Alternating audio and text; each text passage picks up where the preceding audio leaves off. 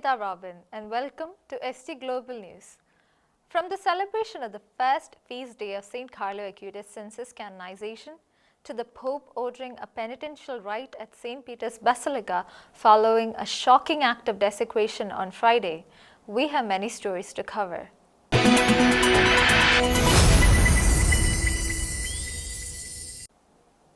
Assisi celebrated the first feast day of St. Carlo Acutis, the Church's first millennial saint.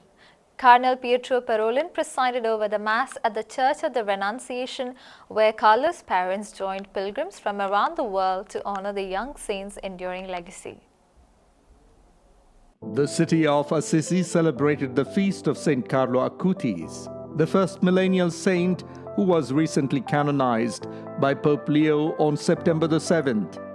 Holy See Secretary of State Cardinal Pietro Parolin presided over the first liturgical celebration of St. Carlo Acutis on October the 12th at the Church of the Renunciation.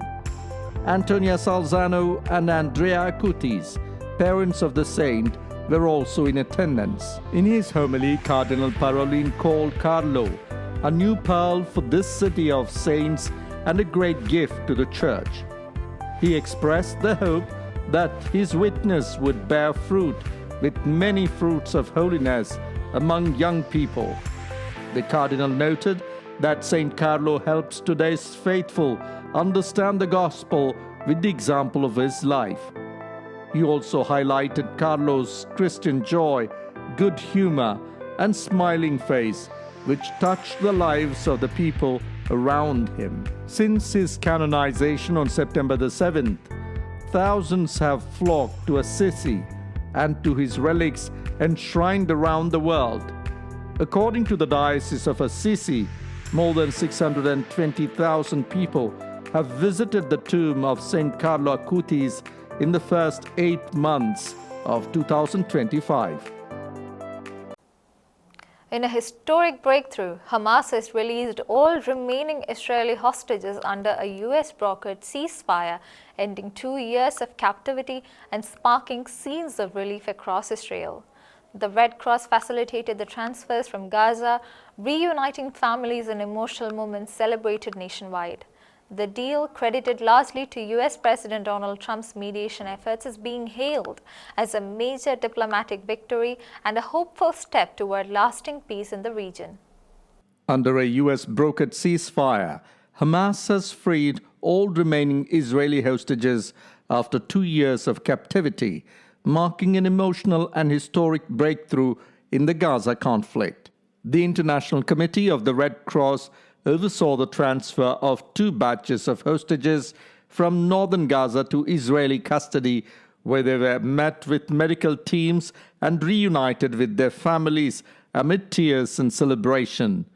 Crowds gathered in Tel Aviv erupted in cheers as news broke that the last hostages were safe, signaling what many hope will be the end of a long and painful chapter. The deal, part of a wider truce shaped by the US President Donald Trump's mediation, has been hailed as his most significant diplomatic success since returning to global politics.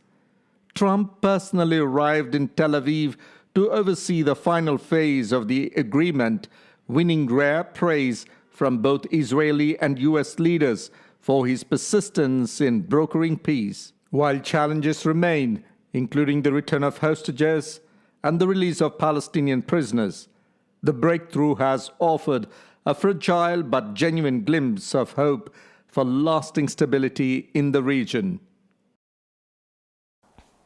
Tragedy struck on the eve of St. Carlo Acutis' first feast day as the monastery of Bernaga in La Valletta Brianza, the sacred place where the young saint received his first Holy Communion, was engulfed in flames.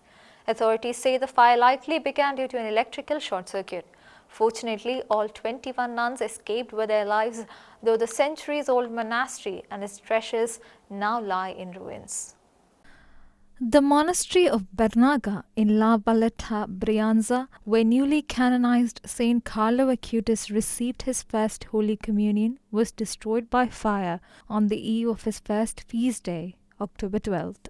The blaze broke out on Saturday, October 11th, at the historic monastery located in the hillside village in Lombardy. According to a Facebook post by Regional Councillor Massimo Sartori, the fire was likely caused by a short circuit in one of the cells occupied by the Ambrosian hermit nuns. Although the flames engulfed much of the structure and destroyed the roof, all 21 cloistered nuns managed to escape without serious injuries. They had reportedly been watching the Pope's prayer vigil and rosary for peace on television when the fire started. 19 of the nuns have since been relocated to a religious facility in Ponte Lambro, while 2 were hospitalized for minor injuries. Founded in 1628, the monastery of Bernaga was briefly suppressed during the Cisalpine Republic, but was later restored in the 1960s by the Ambrosian hermit nuns with the help of Archbishop Giovanni Battista Montini, who later became Pope Paul VI. The monastery housed several invaluable artifacts and paintings, many of which are feared to have been lost in the blaze. Saint Carlo Acutis is believed to have received his first Holy Communion at this monastery in 1998, a moment that became a turning point in his life devoted to the Eucharist and the promotion of Eucharistic miracles. Pope Leo XIV consecrated the world to the Immaculate Heart of Mary in a solemn ceremony at St. Peter's Square before the original statue of Our Lady of Fatima brought from Portugal. In his homily, the Holy Father highlighted Christ's central place in Marian spirituality and prayed for peace, reconciliation and forgiveness. The previous evening, he presented a golden rose to Our Lady, the first of his pontificate.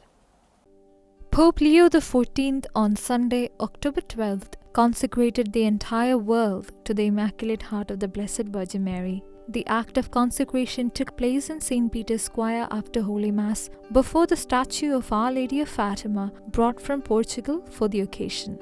During the rite of conclusion, the Holy Father recited the consecration prayer, entrusting the whole world to the maternal care of the Blessed Virgin. He offered humanity, especially those suffering amid war and conflict, to her Immaculate Heart.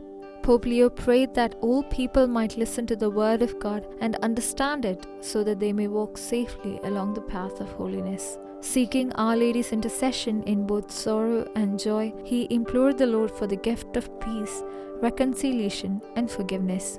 In his homily during the Holy Mass dedicated to Marian spirituality, the Pope emphasized the centrality of Jesus Christ in authentic Marian devotion. He noted that Marian spirituality is at the service of the gospel. The Holy Father added that this simple devotion immerses faithful in the history upon which heaven opened. The original statue of Our Lady of Fatima was brought from the chapel of the apparitions in Cova da Iria, Portugal. The late Pope Francis had once expressed his wish for the statue to be brought to the Vatican for the Jubilee of Marian consecration. On the eve of the event, Saturday, October 11th, Pope Leo XIV also presented a golden rose, the first of his pontificate, to the statue of Our Lady of Fatima during a prayer vigil in St. Peter's Square. Nigeria's government is pushing back against accusations of a Christian genocide, calling them a gross distortion of reality. The rebuttal comes after US lawmakers renewed calls to classify Nigeria as a high-risk nation for religious persecution.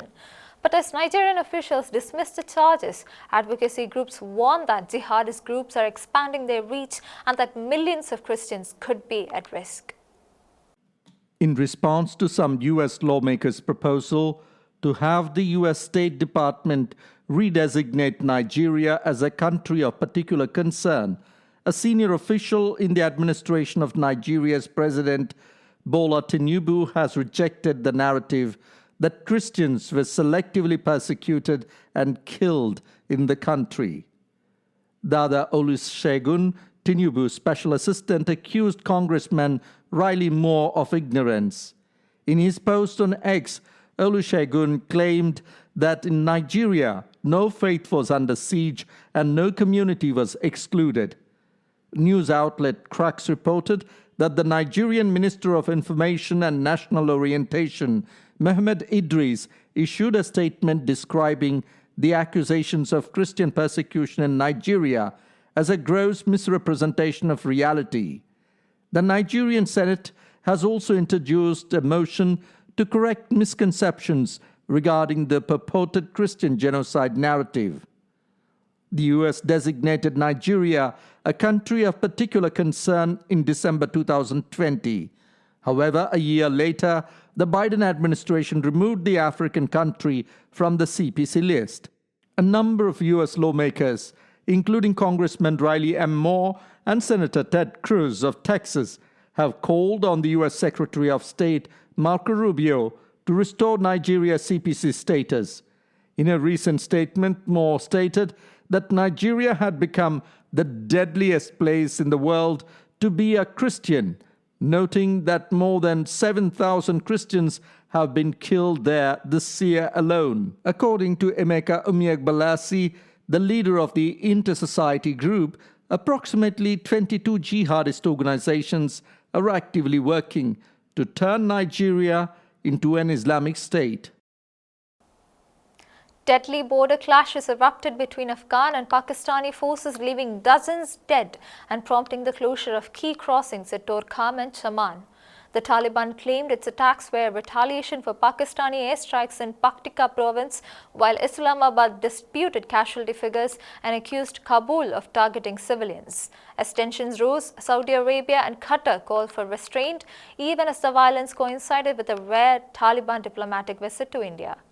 On Sunday, the Taliban government confirmed attacks on Pakistani troops along the Afghanistan-Pakistan border, claiming 58 Pakistani military persons were killed and 30 wounded in retaliatory strikes. The Taliban alleged Pakistan violated Afghan airspace by bombing a market in Paktika province, destroying shops. Pakistan disputed the casualty figures, reporting 23 soldiers were killed and 29 injured. Pakistan's interior military also claimed 200 Taliban fighters were neutralized. The country's interior minister Mohsin Naqvi condemned the unprovoked attacks, accusing Afghan forces of targeting civilians and vowed a stronger response. Both sides used small arms and artillery in the Kunar-Kuram region, leading to the closure of key border crossings, Tokaram and Chaman, stranding trade trucks. Tensions stem from Pakistan's accusations that the Taliban harbors the Pakistan Taliban, a claim Kabul denies. Middle Eastern countries like Saudi Arabia and Qatar urged restraint and dialogue to de-escalate the tensions. Clashes coincided with a diplomatic visit by Afghan Taliban Foreign Minister Amir Khan Muttaqi to India, signaling a thaw in Kabul-New Delhi relations.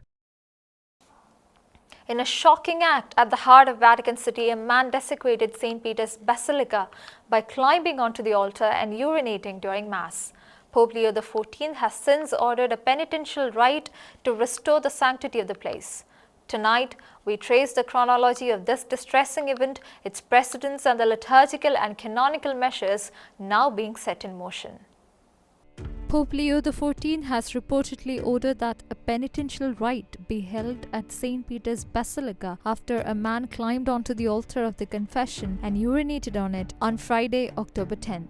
The incident was reported by Silere Non Possum, a media outlet devoted to Vatican and church affairs. According to the report, the Pope spoke with Cardinal Mauro Gambetti, the Archpriest of the Basilica, expressing sorrow and insisting the rite be held promptly. The act occurred during the Jubilee as pilgrims were passing through the Holy Door. It marked the third serious breach at the Basilica in under 3 years. The first such incident happened on June 1, 2023, when a naked man climbed the high altar with "Save Children of Ukraine" written on his back. A penitential rite was held on June 3, 2023. In February 2025, a man of Romanian origin climbed the altar, overturned 6 candlesticks, and severely damaged parts of the altar. According to Silere Non Possum, no reparative rite was performed after the February incident. Canon law and the Ceremoniale Episcoporum hold that when sacred places are gravely violated in a way that scandalizes the faithful, worship must be suspended until the place is purified by a penitential rite. The Ceremoniale requires that such a rite take place on a weekday. Pope Leo has reportedly instructed Cardinal Gambetti to schedule the rite at the earliest permissible weekday. The Holy See Press Office has not yet issued a formal public statement confirming or denying the details. That's all for today. Until we meet again, God bless and thank you.